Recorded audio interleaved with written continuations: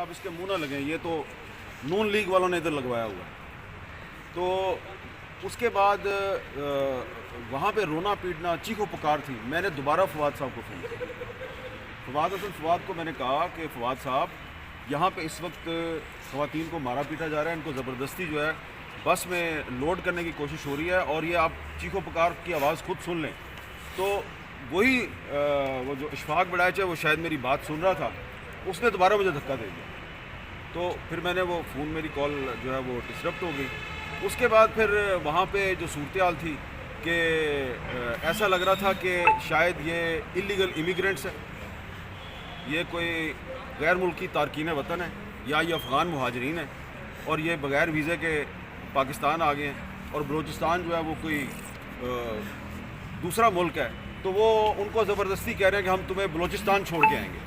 تو یہ جو اشفاق بڑائچ تھا, اس کو میں نے کہا کہ تمہیں پتہ ہے یہ تم کیا کر رہے ہو؟ تو اس نے کہا ہاں اسی انہوں نے بلوچستان بھیج دیا. تو مجھے ایسا لگ رہا تھا کہ یہ اسلام آباد پولیس جو ہے وہ بلوچستان کو پاکستان کا حصہ نہیں سمجھتی. تو یہ ساری باتیں جو کورٹ کو بھی بتائی ہیں,